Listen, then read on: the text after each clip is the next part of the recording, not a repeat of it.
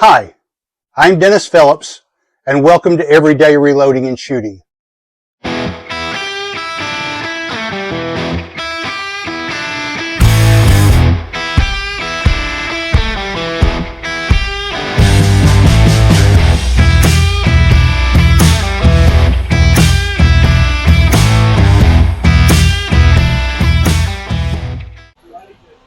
All right, welcome back to the channel.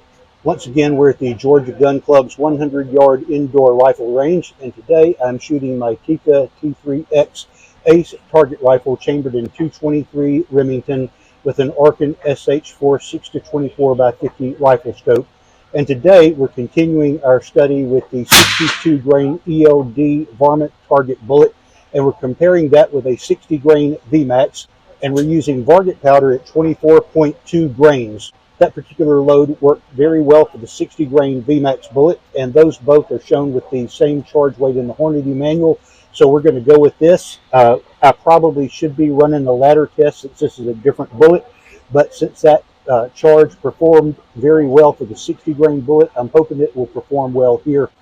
I'll first be shooting 3 fouling shots, and then I'll be shooting 2 20-shot groups of each round. So, as always, you're welcome to enjoy the music while I fast forward through my shooting, or you can skip forward to the results that follow. We're already set up at 100 yards.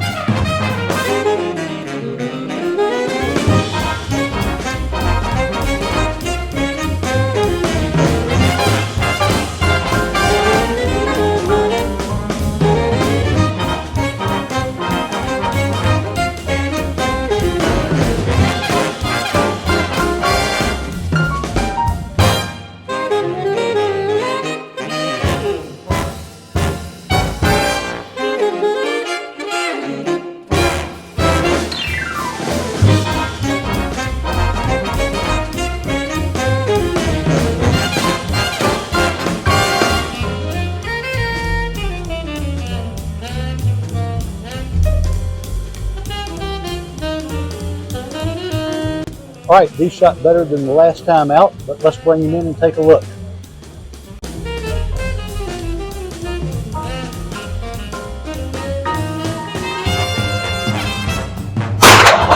All right, so here's our 60 VMAX 20 shots.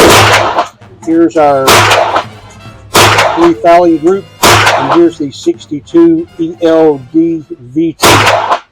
And you can see a definite difference there. But we will take these home, measure these with the Hornady ballistics app, and get back to you with the results. So stay tuned. All right, I'm back from the range, and I've had a chance to measure my targets and analyze the results. And the 62 ELD Varget target bullet continues to underwhelm me. In this particular test, we're comparing the 60 VMAX versus the 62 grain ELD Varget target. And here's how we compare. We had a fouling group to start with. I shot one here, a second one here, and then a third one here, and I made no adjustments to the scope afterwards.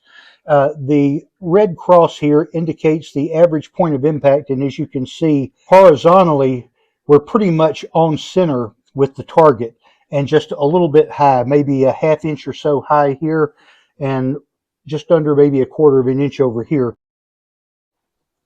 But this is kind of where I like to shoot. Okay, so on the 60 grain VMAX, now we're shooting 20 shots each of these, and we're shooting 24.2 grains of Varget powder.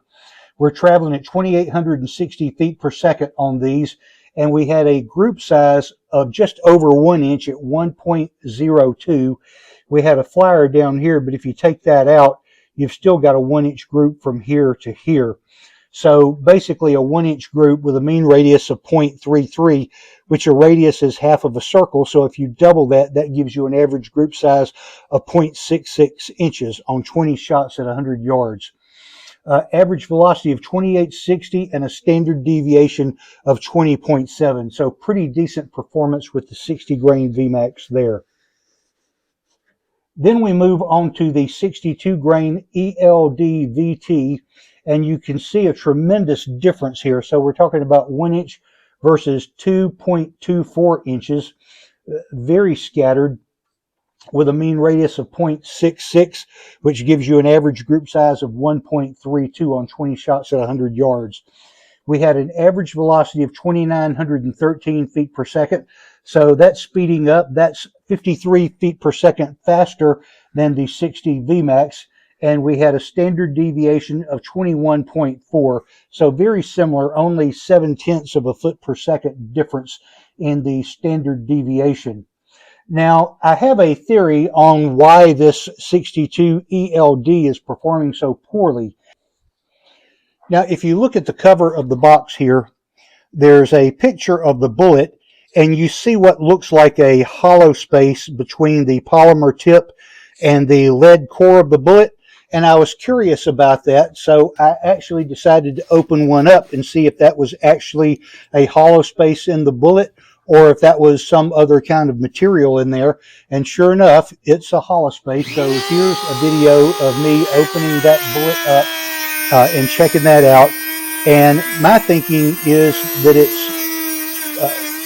the bullet is hard to stabilize because it's back heavy. It's light on the front end and heavier on the back end. And my thinking is that it's causing that bullet, if it gets a little bit of wobble in it, it's going to make it a little more unstable. And that's my theory on why you're getting such a scattered group here. So we will continue to work with this bullet. We will try some seating depth. These were all seated at 2.4 inches, although that 2.4 seating depth is the recommended seating depth. But if you go out a little bit further, you're going to lose some of that bullet's bearing surface inside that case neck if you go out too much further. So maybe about 10 or 20 thousandths is about all you can do. But anyway, we're going to continue to test these and work with these and see if we can get this thing to perform a little bit better for us. All right, those are my results. I hope you find this information helpful. If you have any ideas, thoughts, questions, please leave those in the comments below. I try to interact with everybody that comments. I hope you will also like, share, and subscribe. And as always, thanks for watching.